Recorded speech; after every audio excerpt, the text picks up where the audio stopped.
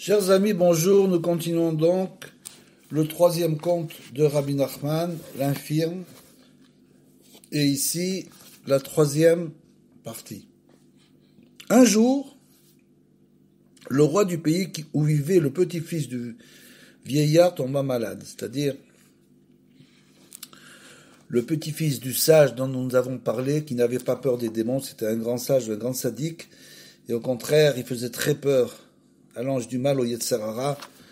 C'était l'antidote, c'est en quelque sorte, comme on dit de Rabbeinu, c'est l'antidote du Yetzer Hara. C'est-à-dire que sans se rapprocher de Rabbeinu, il est très très difficile dans notre génération d'arriver à combattre, de comprendre comment combattre le Yetzer Hara.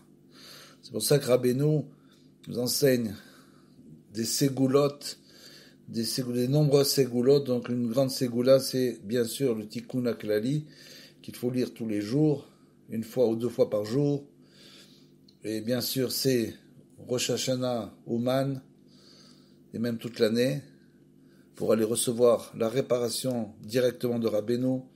C'est toute sa Torah, une Torah de vie, qui est une Torah qui est facile à accomplir, les ségoulottes qui sont faciles à accomplir, tellement faciles que les gens souvent, devant leur facilité, se découragent en disant qu'est-ce que je vais lire quelques psaumes dans un ordre précis et ça va faire une réparation. Donc se découragent et ne le font pas.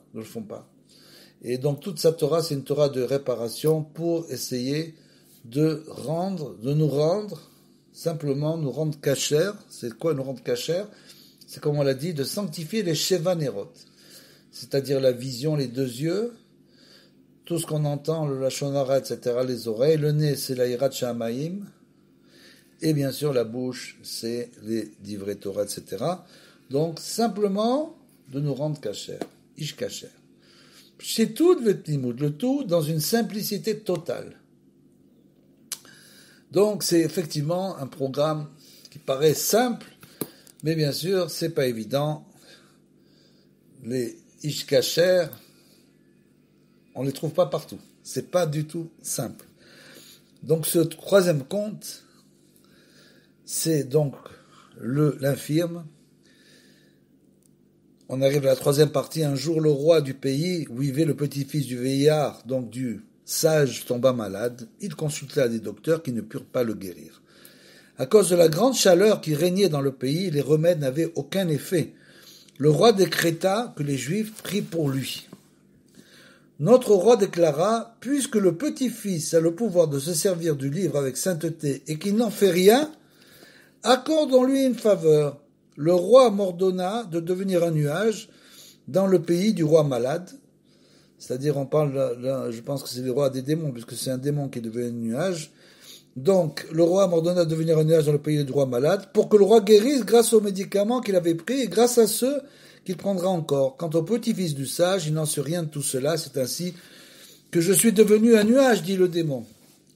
Tout cela fut raconté aux messagers par le nuage, l'infirme qui les avait suivis avait tout entendu. Le nuage fut amené devant le roi qui ordonna de lui reprendre sa force et de la rendre au roi, qui en avait été dépouillé pour avoir construit sur le territoire des démons. On rendit donc sa force au roi et le fils, dont le père et la mère pleuraient sur le sort, revint. Il était tout affaibli sans force car il avait été torturé, par les démons bien sûr. Il avait été très en colère à cause du sorcier qu'il avait tant fait souffrir. Il demandait à ses enfants, à sa famille, de se tenir constamment à l'affût du sorcier. Des bavards partirent pour avertir le sorcier qu'on était à sa recherche et qu'il devait se protéger. Le sorcier inventa des stratagèmes et fit appel à d'autres sorciers, connaissant beaucoup de familles de démons afin d'être protégés. Le fils ainsi que sa famille fut très en colère contre les bavards qui avaient dévoilé le secret aux sorciers. Un jour, des membres de la famille du fils et des bavards prirent ensemble leur tour de garde auprès du roi. La famille du fils calomnia les bavards. Le roi fit tuer les bavards. Les bavards qui restaient furent très en colère et provoquèrent une guerre entre tous les rois, donc c'est bien sûr des démons. La famine, la maladie, la désolation et les épidémies s'abattirent sur les démons. Il y eut de grandes guerres entre tous les rois. La terre trembla, s'effondra et l'arbre fut entièrement arrosé. Il ne resta plus rien des démons, comme s'ils n'avaient jamais existé. Amen. Et bien sûr, là, c'est fait allusion dans les temps futurs. Les temps futurs, comme il est écrit, Zman shekulotov, il n'y aura plus que du bien, le mal sera annihilé à la fin des temps, et nous vivrons ce qu'on appelle dans le Olam Haba.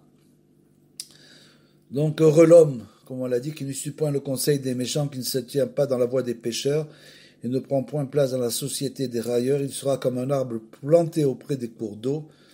C'est les psaumes, donc toute cette histoire fait allusion à ce psaume. Celui qui a des yeux verra, et celui qui a un cœur comprendra ce qui se passe dans le monde. Nous dit Rabbeinu Akadosh.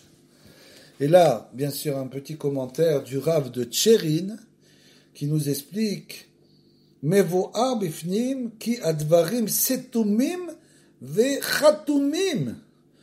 Il faut bien comprendre que tout ça, ce sont des histoires qui sont extrêmement très difficiles à comprendre. Tout est fait par allusion. Pourquoi? Parce que c'est le dévoilement de très grands secrets, comme nous a dit Rabbeinu. Ces secrets sont masqués à la travers d'histoires, puisqu'on ne peut pas dévoiler de tels secrets de manière ouverte. Donc Rabbeinu a masqué ces secrets à travers des histoires.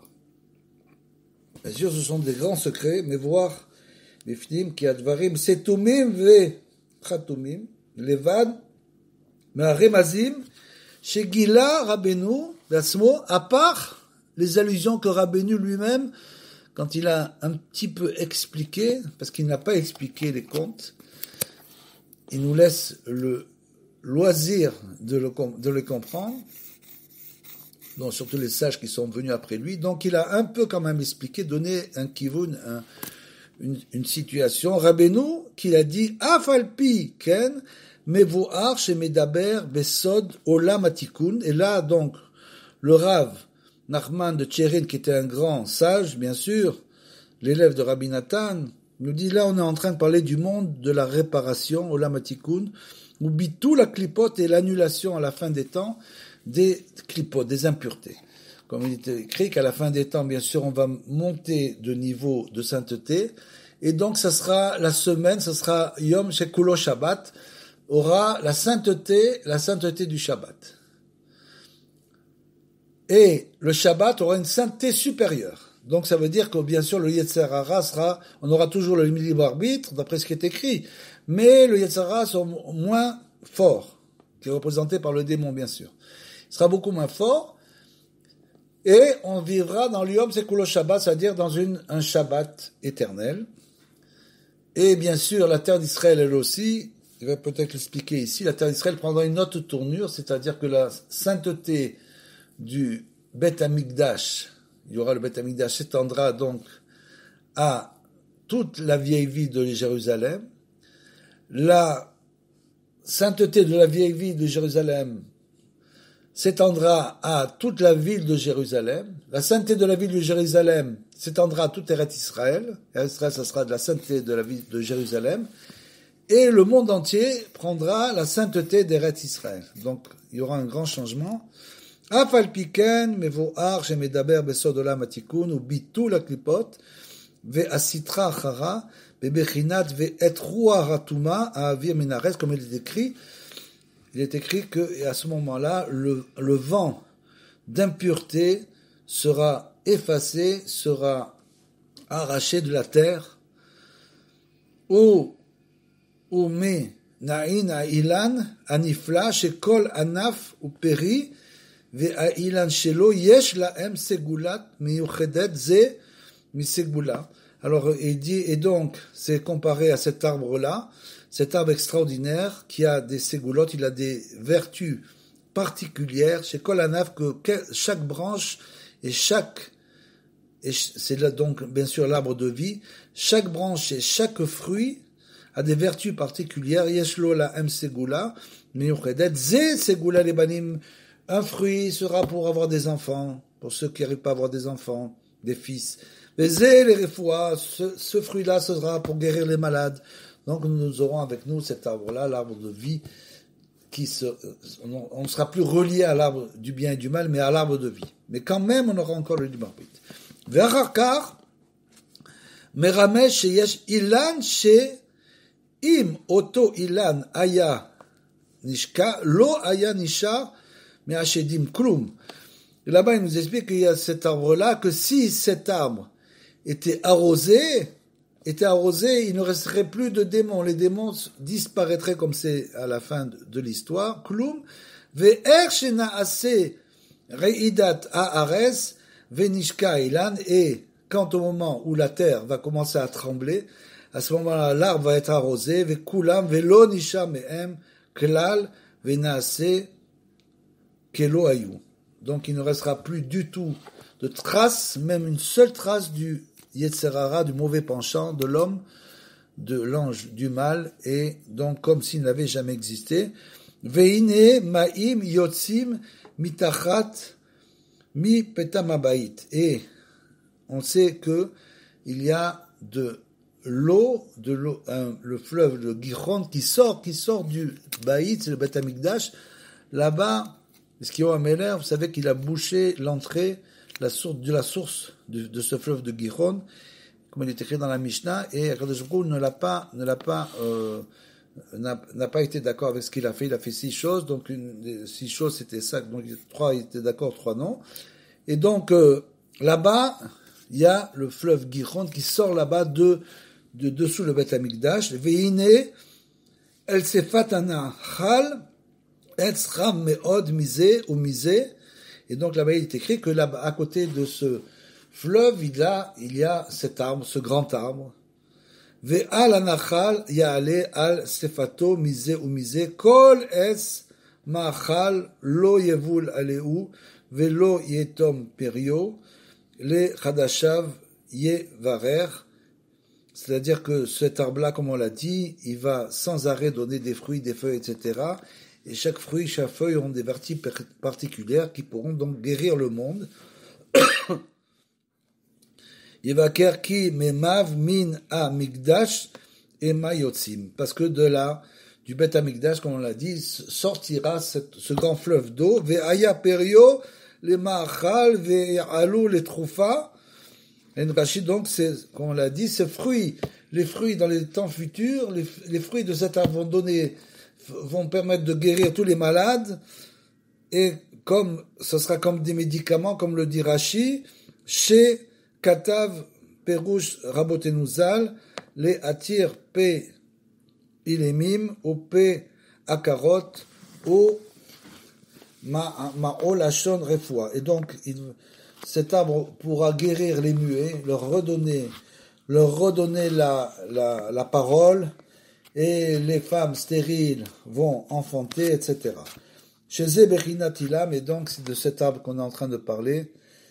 Ve'im ha'ilan hazeh ou atzmo ze ha'ilan, she'im haya nishke lo haya nishar min ashedim klum, kamuvan, lechora, Bifnim imken ma she hashemesh kovelet lifne ayareach. Et donc le Rav de Sherin pose une question pour nous répondre. Bien sûr, il dit, et si cet arbre-là, qui a des vertus autant si extraordinaires, pourquoi à ce moment-là on nous raconte cette histoire dans le conte, on nous raconte cette histoire que le soleil parle à la lune et se plaint du fait que lui, du fait de ces rayons qui dardent, il dessèche cet arbre. Et il s'en veut en quelque sorte de dessécher l'arbre, parce que s'il était arrosé, s'il était humide en permanence, à ce moment-là, ça pourrait tuer tous les démons. Lifnei hareach, odot ze ha'ilan she'i zorachat alav ou meyaveshet oto. Comme on l'a dit, vechen ma she hayareach eshivala ba'asher she'i doeget da'agat acherim, aval i doeget be'tsa'ar atzma be'asher she'ashedim yonkim mi ragleam. Et donc, aussi, on l'a expliqué pourquoi par contre, la lune, elle, se plaint d'elle-même, en disant que ces démons-là, ils se nourrissent de la force de ses jambes, de ses pieds, et donc, à cause de ça, elle a plus de force dans les pieds. Voilà, donc elle parle d'elle-même. Et ça, elle nous rapporte le rêve de Tcherin. Be'atzma be'asher she'ashedim yonkim raglehem, ou lefikar en la koach be'raglehem. Ou Behemet, et en vérité, Im Aya Nishke Ze Ailan, Lo Aya Nishar Mehem Klal, si bien sûr cet arbre était arrosé, il ne resterait plus du tout de démons, Mehem Klal, ou Mimele Aita Trufa Gam Le Alevana. Et du fait que si l'arbre était arrosé, en conséquence, il n'y aurait plus de démons, et bien sûr, ça aurait été aussi un médicament pour la lune, qui était malade à cause de ça, et qui perdait de la force dans ses pieds. Al-Sahara, Benimsa, Shebesod, Olam Atikun, Yetaken Akol, et donc il est écrit que c'est en quelque sorte une allusion pour nous faire comprendre que dans les temps futurs, à ce moment-là, justement, comme ils trouveront, on arrivera à trouver, en quelque sorte, cet arbre qui sera arrosé par les eaux qui sortiront du Beth Amikdash, à ce moment-là, il donnera ses fruits, et c'est l'allusion à la lune qui dit qu'elle n'a plus de force à cause des démons, et comme ils ne seront plus là, à ce moment-là, les malades guériront. Ve'efshar sheze inyan ou betorato yege yomam valayla, et donc, comme on l'a dit, le psaume, ce premier psaume, qu'est-ce qui est écrit dans le premier psaume? Dans le premier psaume, il est écrit, donc, premier psaume de David, il est donc écrit « Heureux l'homme qui ne suit point le conseil des méchants, qui ne se tient pas dans la voie des pécheurs et ne prend point dans la société des railleurs, mais qui trouve son plaisir dans la loi de l'Éternel et qui médite cette loi jour et nuit. » Donc, c'est à ça qu'on fait allusion. Ki im vetorat Hashem chfeso ou betorato yege yoman valayla. Donc, il médite cette loi jour et nuit. Il sera comme un arbre planté auprès des cours d'eau qui donne ses fruits en leur saison et dont les feuilles ne se flétrissent point. Tout ce qu'il fait réussira. Et c'est donc à ça qu'on fait allusion. On nous parle le Rav de Tchérin. Ve'efshar sheze inyan betorato yege yoman valayla. Donc il méditera cette loi jour et nuit. Bechinat ribur yom valayla betora. Et l'allusion, c'est que quand on fait, pourquoi il est écrit, il méditera la loi jour et nuit, pour nous dire que il y a une vertu, une ségoula particulière, d'étudier la Torah justement quand le jour et la nuit se rencontrent. C'est-à-dire, le matin à l'aube, si quelqu'un se lève avant l'aube, comme nous l'enseigne Rabbeinu, qu'il faut se lever la nuit pour faire le tikkun chassot, donc s'il lève avant l'aube, et qu'il étudie la Torah jusqu'après l'aube, à justement l'endroit où le moment où le jour et la nuit se rencontrent, il arrive à éclairer à réparer, faire une réparation. Et cette chose-là peut être comparée à un vêtement. De la même manière que dans un vêtement, l'endroit fragile, c'est la couture. C'est tout le temps la couture, l'endroit le plus fragile. De la même manière, entre le jour et la nuit, au moment où le jour et la nuit se rencontrent, c'est l'endroit de la fragilité. Donc si quelqu'un étudie à ce moment-là, il arrive à faire une réparation, c'est ce que nous dit le Rav. Bechinat chibur yom valayla. Bechinat amakom sheyom valayla mitkavtsim yachad kemevoir bifnim. Donc c'est le moment, l'endroit précis où le jour et la nuit se rencontrent. Vaya keet shatou la pleine magie, mais il est écrit, c'était comme un arbre planté auprès d'un cours d'eau. Bechinat aïla nanaral, c'est l'arbre de la vie, bien sûr. Vezeshe izir Hashem idbarar li Yoshua betrilat knasol eret Israël, et bien sûr, tout ça pour nous dire que ça, c'est ce que Akadosh Baruch Hu a prévenu Yehoshua quand Yehoshua est rentré en Eret Israël pour conquérir la terre d'Israël. Lo yamosh sefer v'torah azeh mipicha. N'oublie pas que quand tu rentres en Eret Israël, que jamais tu n'oublies, que tu sois toujours en train de parler de divrei Torah. Lo yamosh sefer v'torah azeh mipicha, de ta bouche. Ve'gita bo yoman valayla, et tu lui diras le jour et la nuit. Comme c'est rapporté dans l'histoire à Yericho, qu'ils n'avaient pas étudié la Torah la nuit, etc. Donc, Lo yamur sefer Torah azeh mipicha veigata bo yoman valayla, c'est-à-dire au moment où le jour et la nuit se rencontrent. Donc c'est pour ça que Rabbeinu dit que c'est important de faire, c'est une grande, très grande réparation, c'est comparer un pidyon. Le pidyon, c'est encore une ségoula de Rabbeinu, qui est écrite dans chacun des livres de Rabbeinu au début ou à la fin, où on peut faire, avec de la tzedaka, on peut faire un rachat, un pidyon. On lit, on a quelques psukim à lire, et donc après on donne cet argent à la tzedaka, et c'est ce qu'on appelle le pidyon, un rachat, une réparation. Et donc, Rabbeinu dit que celui qui s'élève à Chatzot, dans l'écouté Moharan, c'est comme s'il faisait un pidyon. C'est-à-dire qu'il va réparer la journée qui vient après. Donc, Chatzot, chacun son Chatzot. Donc, celui qui s'élève avant l'aube, et qui fait Chatzot, et qui après peut étudier un petit peu la Torah, arrive à faire une grande réparation. Yamouj de Sefer Torah Azeh Mipi, Negadov Lom Valayla, ou Milchemet Givon, Amar Shemesh, Begivon, Dom, V'yariar Be'emek Ayalon, et aussi dans la guerre de Givon, il a aussi écrit, et on parle aussi là-bas du Shemesh, de la lune, et chaque fois qu'on parle de la lune et du soleil, c'est en fait pour l'étude de la Torah qui doit être faite, la réflexion, la méditation de la Torah doit être faite de jour et nuit.